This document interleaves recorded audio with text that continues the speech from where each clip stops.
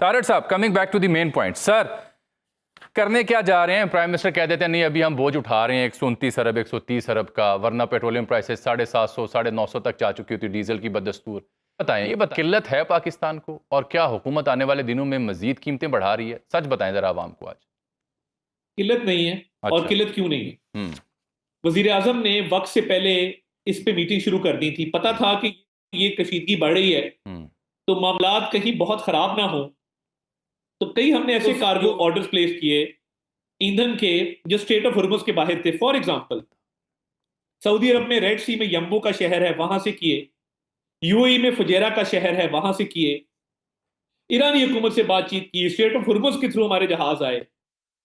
देखिए, किल्लत नहीं है। दुनिया के कई ममालिक में किल्लत है। इंडिया में किल्लत चल रही है, ऑस्ट्रेलिया में किल्लत चल रही है, फिलीपींस में इमरजेंसी डिक्लेयर हो चुकी है, दुनिया के ममालिक में लाइनें लगी हैं। हमारे यहाँ किल्लत नहीं है, मगर क्योंकि कीमतें आसमान से बातें कर रही हैं तो हर कार्गो सिक्योर करने के लिए हमें डॉलर खर्चने पड़ते हैं, और ज्यादा डॉलर खर्चने पड़ते हैं, जिसका बोझ हमारे फॉरेन एक्सचेंज रिजर्व ज़र मुबादला के जखायर पे आता है, और वो महंगाई में रिजल्ट करता है। तो इसलिए देखिए, हमारे पे ये लाजिम है हर पाकिस्तानी पे के तेल की बचत करें, कम से कम ट्रैवल करें, गैर जरूरी सफर से इज्तनाब करें, कार पूलिंग करें, वर्क फ्रॉम होम करें। ये सारी चीजें जरूरी है। देखिए, हमने हुकूमत ने तनख्वाहें भी अपनी डोनेट की। तारड़ साहब, ये आवाम को तो आप मशवरा दे रहे हैं, लेकिन इसका इतलाक हुकूमत पर भी करें ना, वज़रा पे भी करें, MNAs MPs के ऊपर भी करें, सेंटर्स के ऊपर भी करें, सरकारी बाबुओं के ऊपर भी करें। आपने शायद खबरें नहीं देखी और आपने हमारे हालात नहीं देखे। पहली दफा है कि हुकूमत ने शुरुआत की है। मुझे तनख्वाह नहीं मिली इस महीने, अगले महीने भी नहीं मिलेगी। अच्छा। और गुजारा करेंगे जिस तरह भी करके। और पेट्रोल जो काटा है 50%, गाड़ियां जो ग्राउंड की हैं 60%, हाई ऑक्टेन पे जो लेवी बढ़ाई है 9 अरब रुपया वहां से आया जो गरीब आदमी को दिया है। तरक्याती बजट में कभी 100 अरब की कटौती नहीं हुई थी। तो देखिए, शुरुआत तो हुकूमत ने की है ना पहले महीने के अंदर। मैं जो मशवरा दे रहा हूं इसलिए दे रहा हूं कि यह आसान नहीं था 129 अरब रुपया देना। पहले हफ्ते में 24 अरब, फिर 48 अरब, फिर 57 अरब।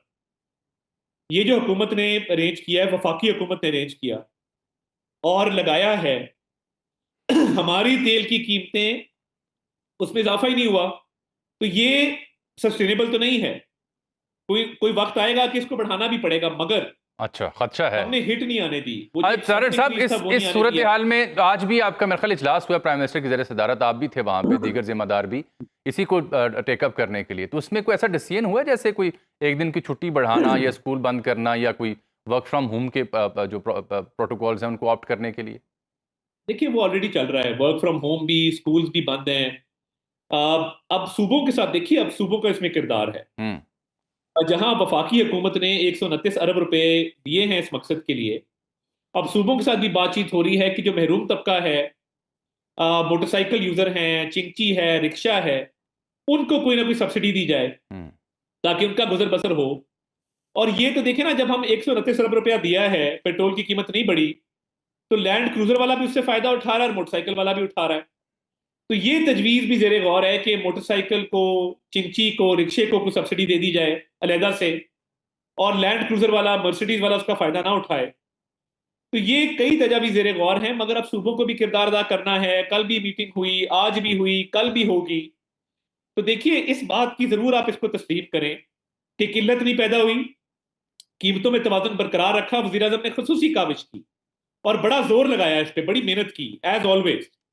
मगर अब हम सूबों के साथ मिलके कोशिश करेंगे कि आगे कोई ना कोई ऐसा हल निकाला जाए कि ये जो महरूम तबका है सिर्फ वो मुस्तफीद हो। और देखिए, पाकिस्तान के हालात इस वक्त, अल्लाह ताला से मैं डर के, अल्लाह से रहम मांग के ये कहता हूं कि पूरी इस रीजन में पाकिस्तान के हालात सबसे अल्हम्दुलिल्लाह बेहतर है। ठीक। कीमतें भी बरकरार हैं, तवाजुन है, किल्लत भी नहीं है, पेट्रोल पंप पे लड़ाई भी नहीं है, धींगा मुश्ती भी नहीं है। ठीक है, कीमत कभी ना कभी बढ़ानी पड़ेगी, मगर हुकूमत ने बहुत सारे मेजर अब लेने हैं सूबाई हुकूमतों के साथ मिलके, ताकि ये प्रेशर जो है ना आए। ठीक। अच्छा तारड़ साहब, देखिए सुहेल अहमद अजीज़ी साहब एक लेजेंड है इस मुल्क के, अदाकार हैं। आपने उनके हवाले से जो कंट्रोवर्सी है वो देखी होगी। एक बड़ा नाम है पाकिस्तान में। उनके साथ मनसूब जो स्टेटमेंट थी उनको वजाहत भी करना पड़ी, और उसके बाद उन्हें जिन लोगों के बारे में जो गुफ्तगू कर रखी थी उन्होंने माजरत भी की।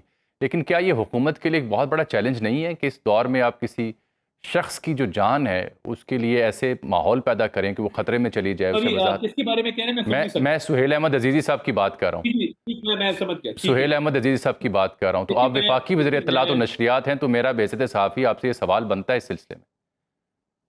देखिए मैं ये समझता हूँ कि एनसीसीआईए का एक इदारा मौजूद है और बहुत ज्यादती की गई और सोहेल अहमद साहब को कॉर्नर किया गया।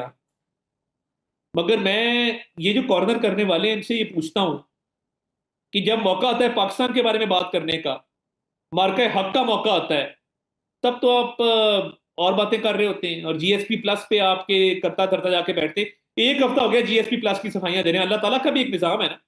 आप जीएसपी प्लस के इजलास में जाते हैं, उस इजलास का उन्वान है जीएसपी प्लस और इंसानी हकूक की पामालियां, और आप कहते हैं कि हम पामालियों की बात कर रहे हैं, मुबैना पामालियों की। लेकिन मगर जीएसपी जीएसपी प्लस प्लस की खात्मे बात की नहीं कर मुतालबा तो नहीं किया गया ना, वो तो वजाहत आई थी, वो भी गवर्नमेंट के एंड पे रहे। कुछ मिसअंडरस्टैंडिंग हुई थी। मैं सुहेल साहब की नहीं नहीं, बिलखुसूस बात करना चाह रहा हूँ मैं आ रहा हूँ उस हाँ तरफ, हाँ मैं आ रहा हूँ उस हाँ। तरफ। जामी साहब, मैं आपको बुलाऊं एक इजलास के ऊपर जिसका उन्वान हो करप्शन का खात्मा और नैब को खत्म करना, फॉर एग्जाम्पल, हम्म, और आपके मैंने तो करप्शन के खात्मे की बात की, मैंने वो बात, भैया आप इस इजलास में आए क्यों जिसका उन्वान ये है? हम्म। जुल्फी ने बात नहीं की, वो डॉक्टर आसिफ ने बात नहीं की, और इनके साहबजादे ने वहां पे जो गिनवाया, क्यों गिनवाया? जिस इजलास का उन्वान ही ये था, अब जो मर्जी सफाई दें, मस्जिद में जाएं, वजू करें, वो जाके जो मर्जी कस्में उठाएं। एक हफ्ता हो गया सफाइयां दे रहे हैं। ये बिल्कुल इस इजलास में इस नीयत से गए थे और ये इनका मकसद था, बाकी जो मर्जी कहते रहे। देखिए, ये झूठा बयानियां घड़ना, सोहेल अहमद अजीज साहब सुहेल को साहब की पूरी बात मैं कर प्रोटेक्ट। रहा हूँ जी। जी मैं आ गया जी, आ गया जी, आ गया। आज आप मेरी तरह जल्दी में हैं। मैं सोहेल अहमद अजीज साहब को पूरी प्रोटेक्शन देंगे, स्टेट की पूरी रिट उनके साथ होगी। वो एनसीसीआईए में दरखास्त देना चाहते हैं, हम पूरा उसकी पैरवी करेंगे और किसी को इजाजत नहीं देंगे कि उनकी जान को खतरे में डाले या उनको थ्रेट करें।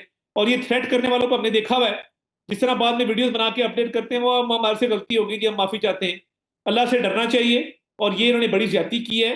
और अगर सोहेल अहमद अजीजी साहब आपके तवसत से दरखास्त देना चाहते हैं, नहीं हम सुहेल, बिल्कुल आपने पूरी खुद पैरवी कहा तारड़ करके साहब के एनसीसीआई नामी इदारा मौजूद है, क्या वो देख नहीं रहा ऐसी चीजों को, किसी की जान को खतरे में यूं डालना मुल्क में? इस मुल्क, ये देखें, मैं इसलिए बात कर रहा हूं कि मैं और आप जानते हैं कि हमारे मुल्क में सियासतदान क्या, मजहबी रहनुमा क्या, आम शहरी क्या, वो इसकी भेंट चढ़ चुके हैं। खुद आपकी पार्टी में एहसन इकबाल साहब, इसलिए जो इदारे हैं वो खुद नहीं देख रहे कि कौन किसकी जान के दर पे है। देखिए बात यह है कि बगैर रजामंदी के सू मोटो तो नहीं लिया जा सकता ना। ठीक। अब वो ये उन पे है, अगर वो चाहते हैं, मेरा बड़ा करीबी उनसे ताल्लुक है, हमारे शहर गुजरांवाला से वो ताल्लुक रखते हैं और हमारी नस्ल दर नस्ल ताल्लुक रहा है उनसे, बड़े इज्जतदार और बड़े एक अदबी खानदान से उनका ताल्लुक है। तो वो अगर चाहते हैं, आप जरूर इसकी पैरवी करेंगे। मगर जिन लोगों ने ये किया है, मैं समझता हूँ कि उनके पास इसके अलावा है क्या? पाकिस्तान की खातिर कुछ नहीं करेंगे, मुल्क की खातिर कुछ नहीं करेंगे, अंधी तकलीद में अपने एक लीडर की खातिर ये समझते हैं कि पाकिस्तान पे ये हर्फ आए। मैं ऐसी सोच पे लानत भेजता हूं, क्योंकि मैं नहीं समझता कोई भी सियासी क़यादत, कोई भी सियासी पार्टी पाकिस्तान से बड़ी हो सकती है। विदाउट एनी डाउट, सोच आ जाए, विदाउट एनी डाउट, उस दिन फिर ये अल्लाह ताला का भी एक निजाम विदाउट है। एनी डाउट इस मुल्क में हमने लोगों को देखा है और रसवाई फिर मुकद्दर बनती है।